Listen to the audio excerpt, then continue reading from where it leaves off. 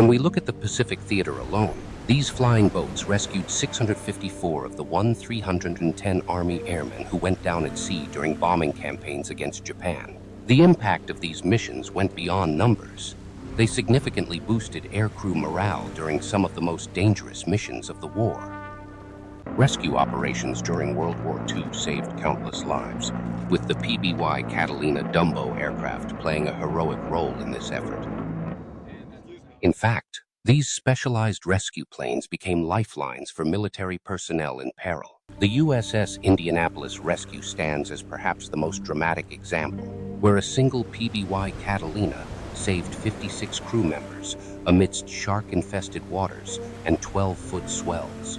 As we examine these emergency rescue operations, we'll discover how the American military developed dedicated rescue special operations units, with the first air-sea rescue squadrons activated in August 1943. By the end of the war, approximately 2,400 men, 14 submarines, 21 flying boats, and 5 ships formed a rescue network that would shape military rescue doctrine for decades to come. Went to San Diego, reformed the squadron. I was kept with the squadron, and we deployed again in April back to the South Pacific. And that's when we got involved in Black Cat operation primarily, done a lot of rescue work. Every time there's a big bombing by our carriers or the Air Force on one of the islands, we'd have 3 or 4 planes out in the perimeter standing by to pick up anyone that was shot down. What made PBY Catalina the ideal rescue plane?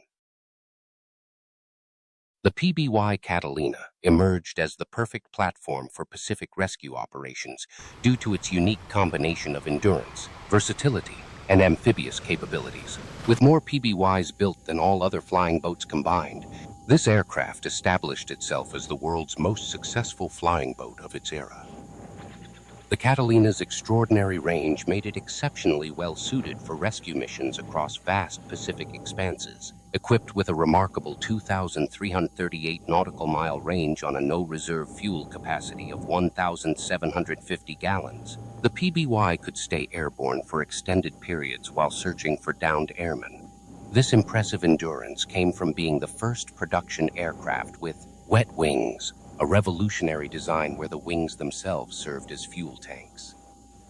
Notably, the aircraft's distinctive parasol wing positioned high above the fuselage provided pilots with outstanding visibility, a crucial advantage when scanning ocean surfaces for survivors. This design feature, coupled with the aircraft's relatively slow cruising speed of approximately 125 miles per hour, allowed crews to thoroughly search large areas while maintaining visual contact with the water.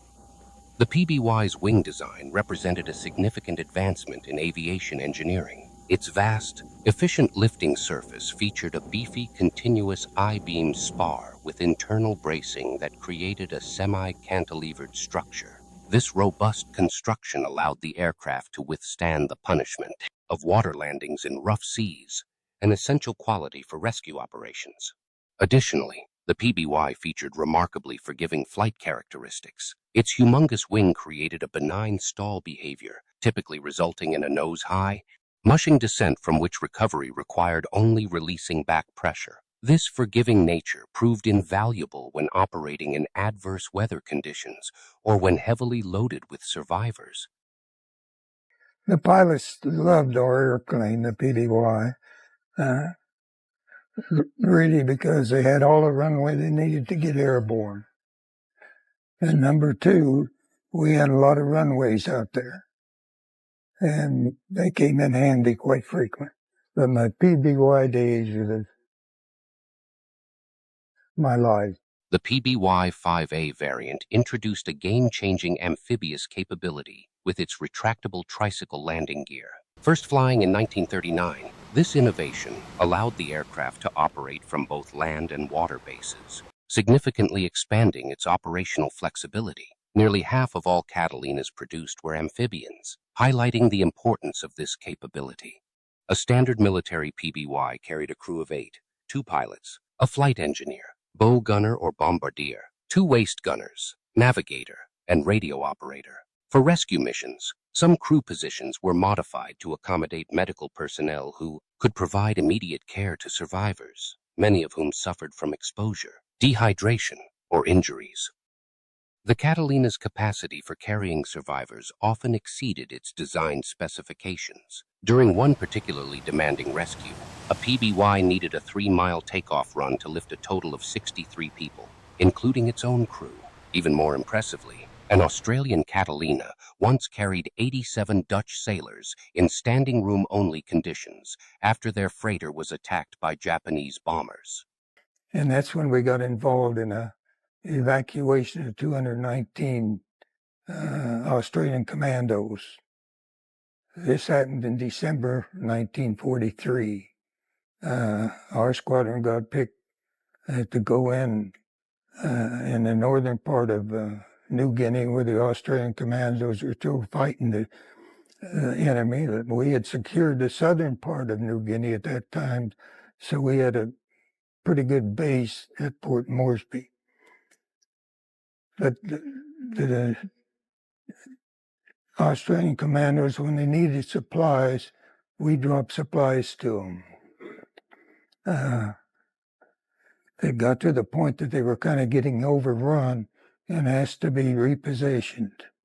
Our squadron got picked to make this rescue. The PBY has a wingspan of 104 feet, and we had to land on the Seebeek River, which was 200 feet wide.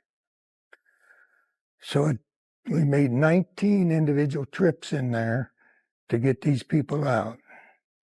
The PBY's adaptability to various missions made it one of the most versatile platforms of World War II. Besides rescue operations, these aircraft served as bombers, submarine hunters, reconnaissance platforms, convoy escorts, and transports, a testament to their remarkable design and engineering.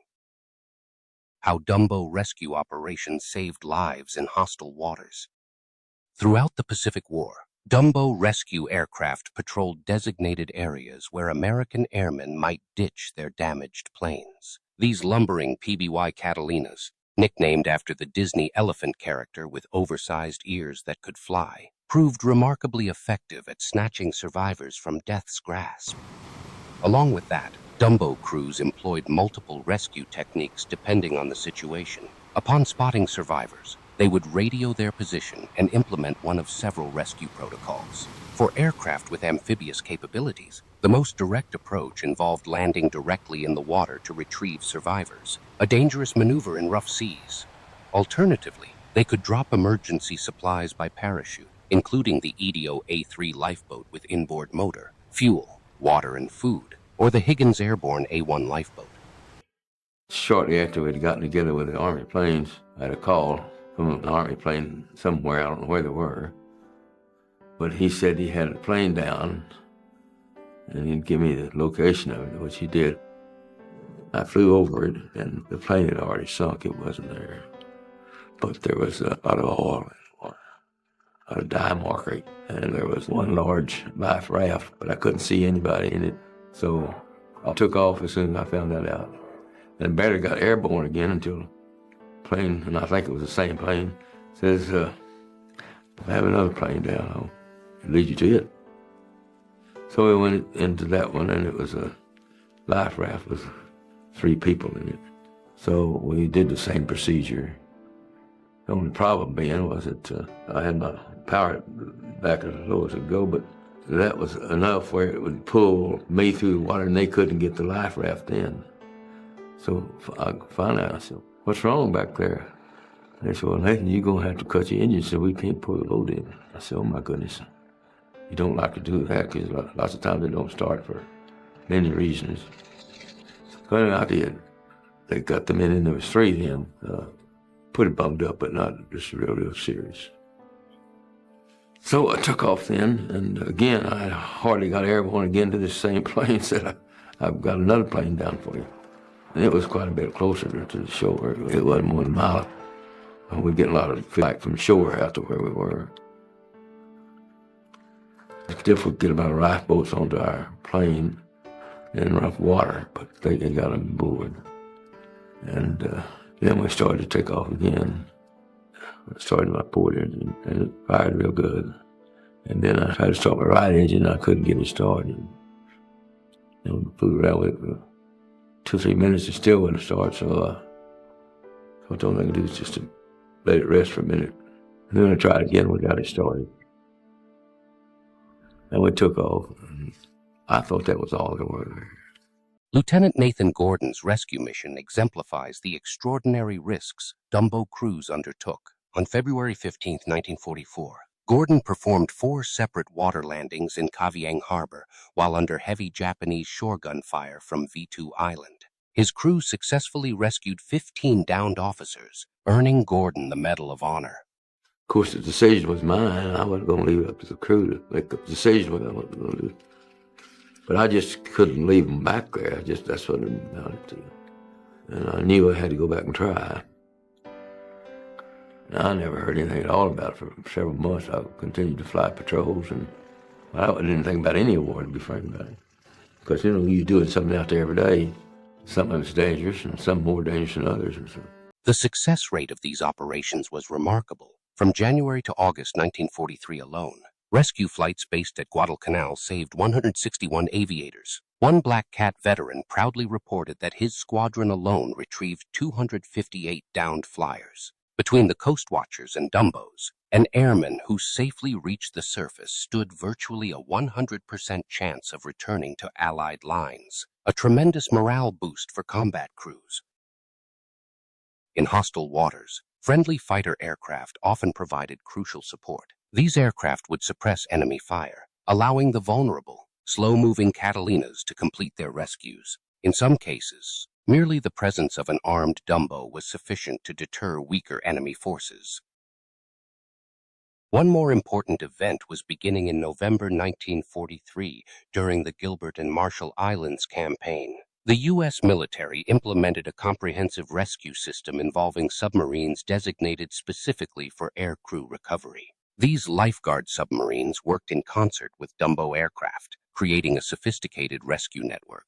Submarine crews developed creative methods for retrieving pilots from the water. One innovative technique called scoping involved using the periscope for rescue operations rather than exposing the entire submarine to enemy shore batteries. By war's end, U.S. submarines had rescued 504 airmen from all services.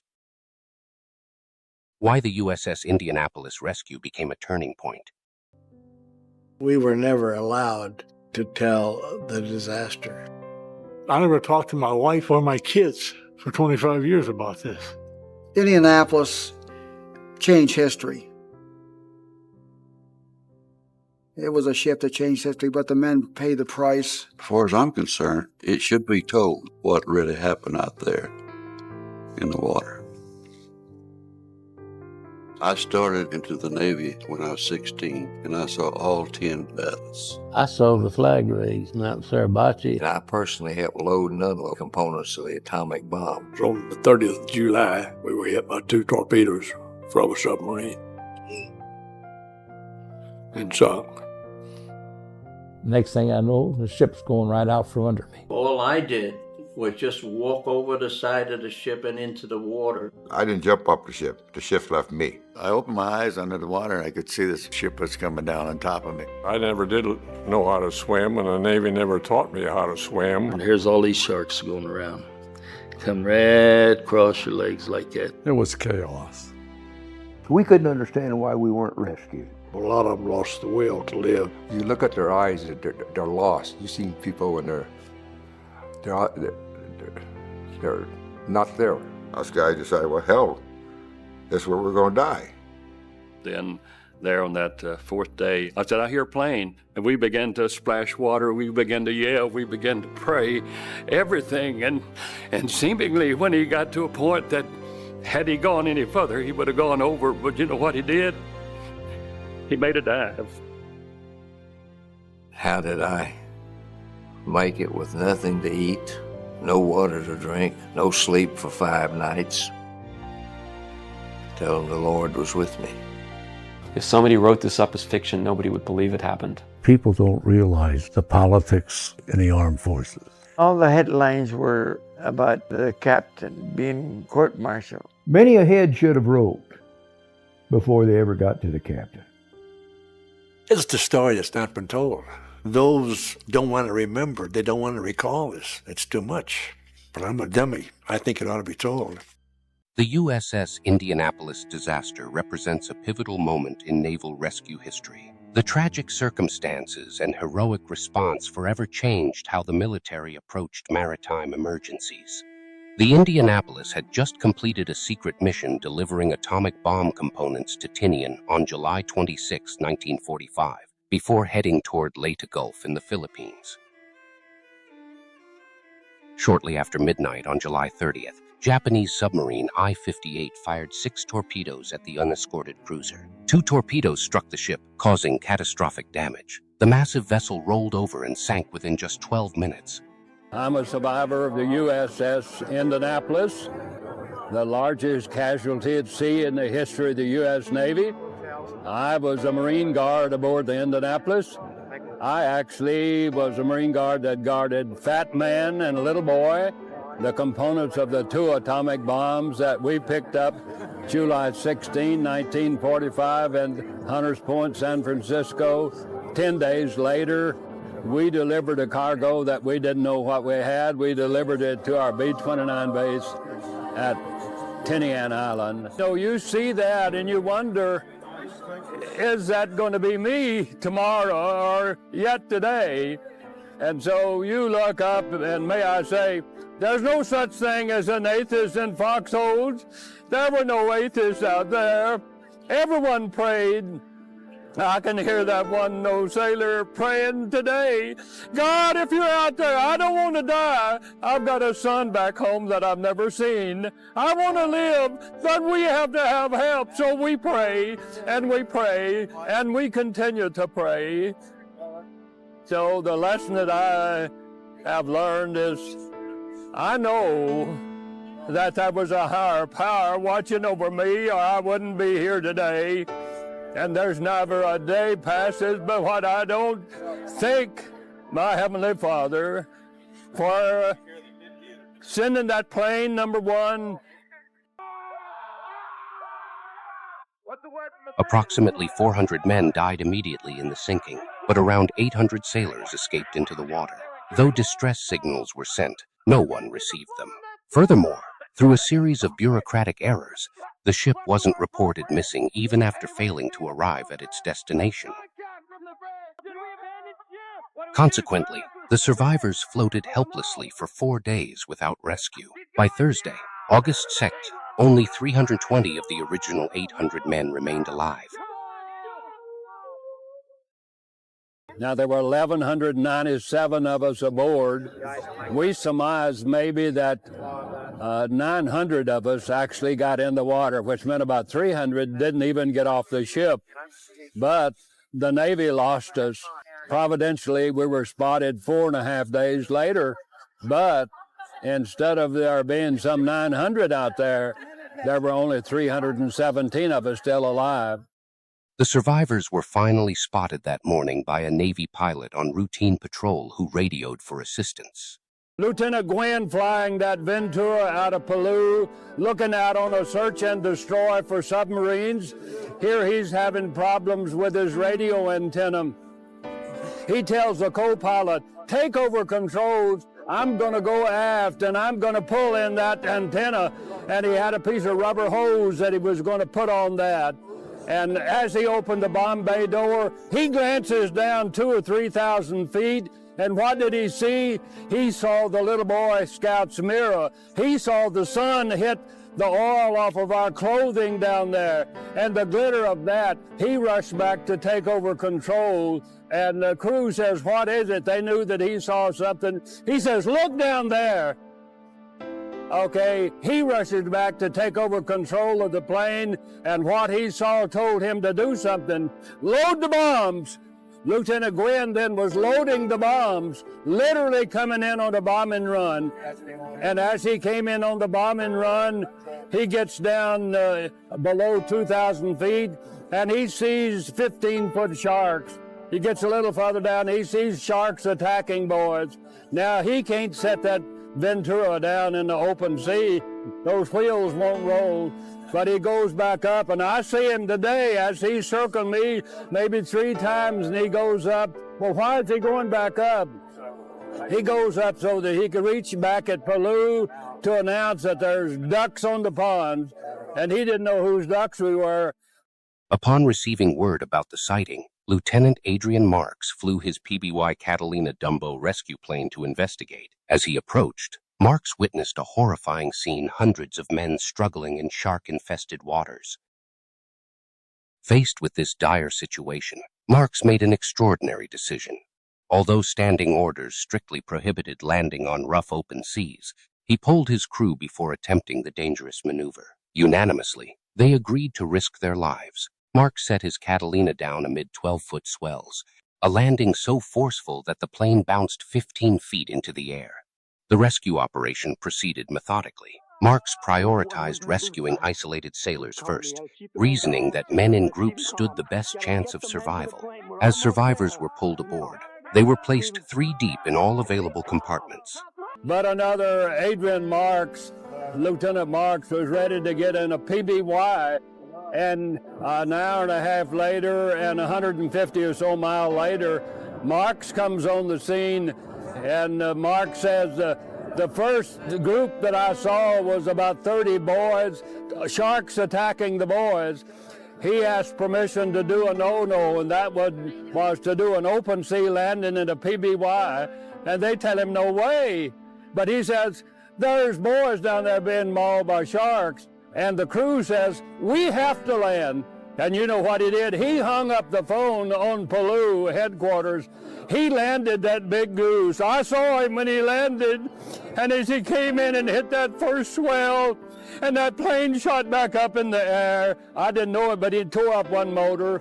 He ruptured the pontoon, but he set that big goose down, and he began then to pick up stragglers out there, and later he picked up 56 boys. Once the aircraft's interior reached maximum capacity, Marks shut down the engines and began placing additional survivors on the wings. The final survivors were secured to the wings with parachute cord to prevent them from falling off in the rolling seas. This ingenious solution allowed them to save 56 men before the destroyer USS Cecil J. Doyle arrived after midnight.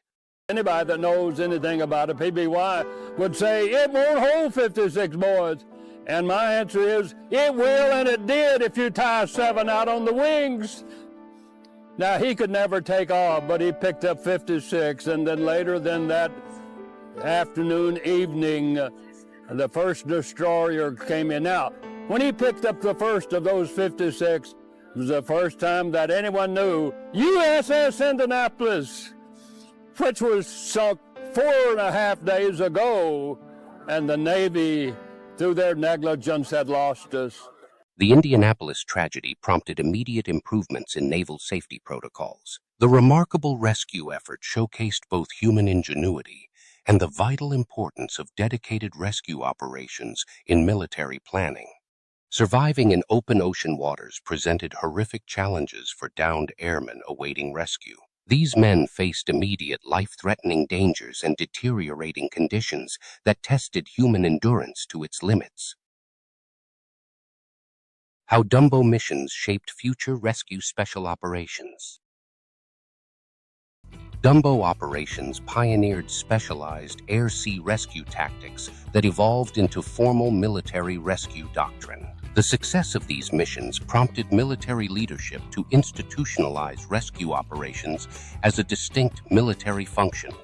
The helicopter's emergence fundamentally transformed rescue operations. By 1951, helicopters with improved performance became integral to search and rescue missions. This technological shift eventually rendered the airborne lifeboat approach obsolete.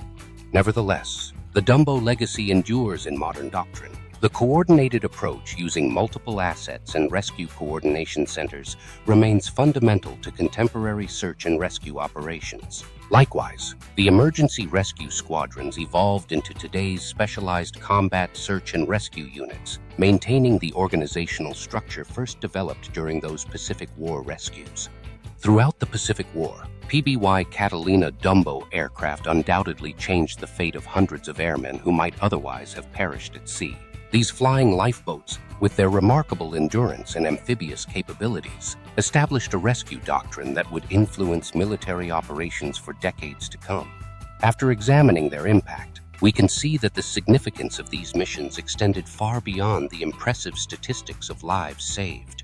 The story of the Dumbo operations reveals a critical aspect of warfare often overlooked in historical accounts. Specifically, the psychological impact on combat air crews who knew rescue teams stood ready dramatically improved morale during the most dangerous bombing missions of the war.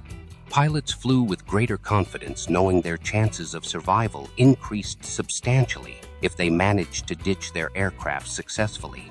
Accordingly, military planners recognized the value of dedicated rescue units, eventually establishing emergency rescue squadrons that evolved into today's specialized combat search and rescue operations. Lastly, the legacy of these flying boats continues in modern search and rescue doctrine. Though technology has advanced significantly since World War II, the fundamental principles established by Dumbo operations remain at the core of rescue planning. The coordination between air assets, surface vessels, and submarines pioneered during this era created a rescue network template still used today.